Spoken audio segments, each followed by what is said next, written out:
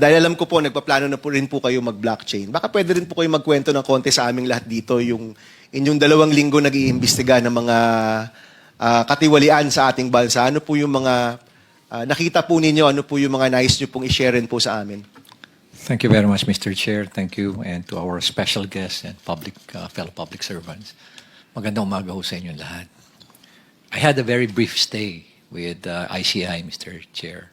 But the one thing that I found out, there are actually only 3 players, main players yan.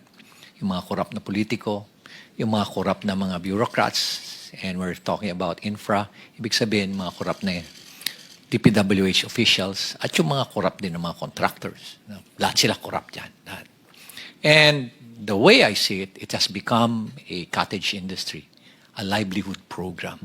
No? Sa laki ng perang involved. No? There should be 5 major players. No?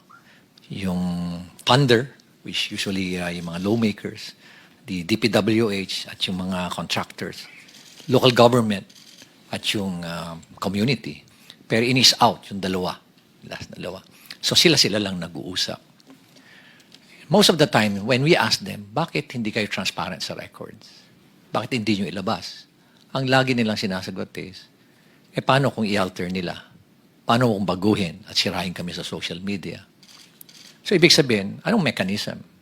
And that's the reason why we're pursuing this, itong transparency and accountability mechanism. And na-introduce nga itong blockchain sa amin. So pag in-introduce mo, sinabi mo na sa mga official na yan na, o bakit hindi nyo i-blockchain? Wala na silang rason. Kasi very weak yung kanilang alibay. Nasabihin na, hindi namin gagawin yan kasi baka nakawin. O kaya baka i-alter, kasi sirain pa kami. So, it's a very weak alibi, pero may rason pa rin sila. May lusot sila. I was really surprised when suddenly I was asked, or there was a press conference, without even consulting me, calling for me, and it was actually a hastily arranged press conference. Then suddenly, binabanggit na doon na, I'm not an investigator, I'm just a legal advisor, when in fact, sila naman ang gumawa nung designation na yun, legal advisor and investigator. So there were contrasting na mga pronouncement. Kakayanin ko pa yun tatanggapin ko pa yun tatanggapin ko rin na wala akong authority over the PNP CIDG, which is true. But we took the opportunity to enter into an MOU. Nakipag-MOU kami, to our initiative, nag-MOU kami with PNP, with forthcoming yung sa NBI, with civil engineers, with IBP, mga lawyers, ang dami mga volunteers, even with structural engineers, meron din with watch group with M4GG, para at least everybody, it's a whole of the nation approach. Kasi nga overwhelming. One thing that I found out is, I anticipated that it's widespread. But the level, the depth, and the magnitude is really overwhelming. That hindi mo kakayanin ng 1 taon, 2 taon to investigate because it's in thousands of cases. Sabi ko nga, it became a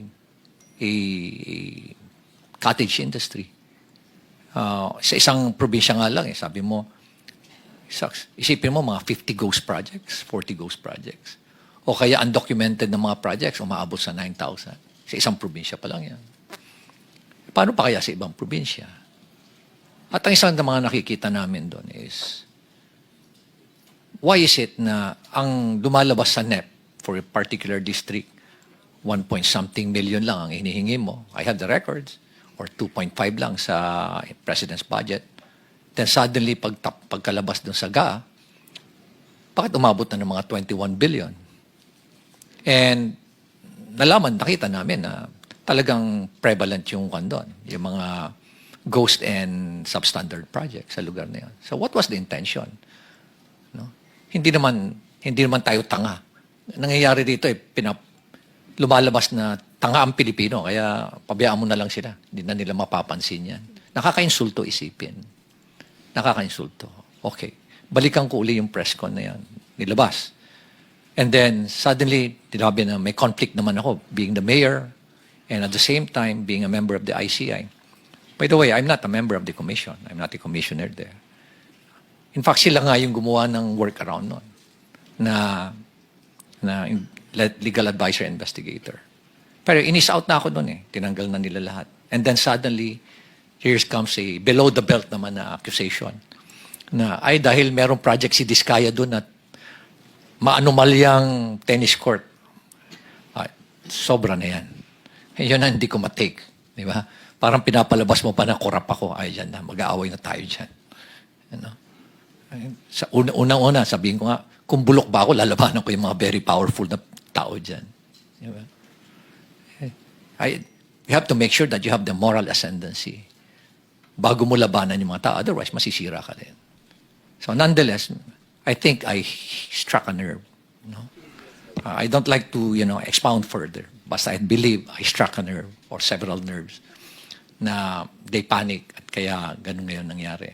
So I would like to end yung aking experience dyan sa ICI. But one thing that I can say is that there's no transparency. There's no transparency whatsoever. Nakita namin yan ni Secretary Vince. Tinago lahat. No? And they are just so comfortable doing it. They're not afraid. Imagine, hindi man lang nila naisip na paano ang taong bayan. Nakakainsulto pa. At ito nga, lately nga, sinabi pa na yung involved na congressman dyan, si Saldico, he did not abandon it. It was a sacrifice. My God! Nagdakaw ka ng bayan, kasi sasabihin mo, it was a sacrifice on your part. And it's not an abandonment. Ganyan na ba kababa yung standard natin sa Kongreso, Mr. Chair? Ganyan na ba tayo kawalang hiya ngayon? Manhid, di ba? Napaka callousness, hypocrisy. At nakakainsulto sa mentalidad natin Pilipino. So from there, Mr. Chair, please allow me to read my position paper on why we're pursuing this blockchain initiative. Go ahead. This will just take about 5 minutes, Mr. Chair. Thank you for inviting me to share my perspective as a local chief executive and as someone who has consistently advocated for transparency, accountability, and integrity in public service. The core of our initiative is simple. The entire country has been in the public eye, nationally and globally, in another corruption scandal. Now, I would like to emphasize the word another, paulit-ulit, because it reflects how often we find ourselves repeating this painful cycle and how deeply rooted corruption is in our country today. It's structural, it's systemic, it's highly syndicated and well-organized, Mr. Chair. Tama na. Enough is enough. Every Filipino deserves systems that are not only efficient, but also inherently trustworthy. And with that, trust must be built on systems. I would like to emphasize that trust is the cornerstone of any institution. Baguio City has made deliberate steps to use digital tools to strengthen its governance and enhance public trust.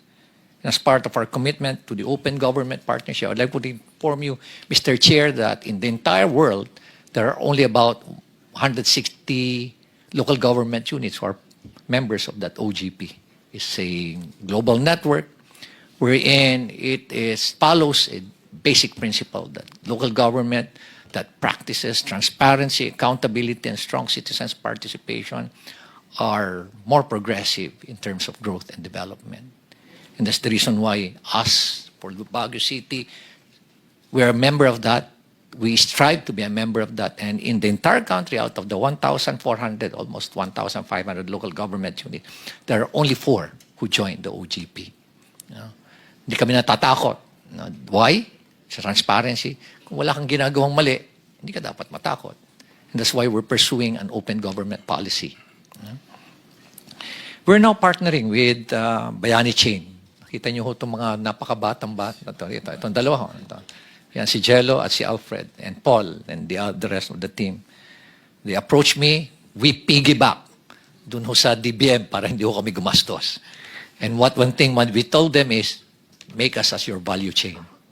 Pag sinabi yung Baguio City, then maraming local government na mag-strive also at, This partnership aims to strengthen public accountability, provide permanent audit trails, and promote participatory governance. And we are to go live 2 weeks from now, magkakaroon na ho kami or next week, magkakaroon na ho kami ng capacity building, today, and we go live on October 15. Yes. Mayor, how long was the process from sinimulan niyo yung partnership till mag-go live po kayo? Almost 1 month, Mr. Chair. Only 1 month? Yes, Mr. Chair. Wow. Kasi yung titingnan mo, from a very layman's perspective, madali lang ho lahat eh. Ang pinakamahirap po is, yung mindset na, are you willing to open to be transparent, and to be to open your data, all this critical information, program of work, bill of quantities, contract, yung bid documents. Yung mga yan, yung mga critical na mga designs, yung binanggit nyo kanina, technical plans, are you willing to open it up? Us in the city of Baguio, we're very much willing. With their platform, we will work on digitally recording infrastructure documents, procurement records, and the city's ordinance for permanent traceability and auditability. So lahat, Mr. Secretary, as long as it does not violate the Data Privacy Act, we're going to open it. Why blockchain technology? Because it addresses weaknesses that traditional systems cannot. And I believe this is aptly and adequately explained by the 2 other presenters. Since we signed the MOA, we've been preparing the necessary documents and records that will be placed in the chain. And we are also conducting knowledge sharing sessions and training for our personnel so that this innovation is not only technology-driven, but people-driven. Kaya nilalabas na namin sa MANCOM meeting namin yan. And we are coming up also with pronouncements sa aming posts sa social media. And as I've said, both DBM and DICT started using blockchain technology in 2024. Nagpipigibak lang ho kami kay Secretary Mina Pangandaman. Thank you very much, DBM. Yeah. And thank you very much for filing the bill, Mr. Chair. Thank you very much for filing Bill 1330. All these efforts show that we are not waiting for the future. And these are early steps, but they carry a very strong message. We're beginning to embed blockchain into systems because good governance should never be an exception. It should always be a way of life. So maraming salamat po, Mr. Chair. Thank you, Mayor Benji. I know we'll be seeing you soon, maybe in another setting here in the Senate. Salamat po. I wish you all the best at sana po ituloy niyo yung investigasyon ninyo even outside of the ICI. Maraming salamat po. Maraming salamat.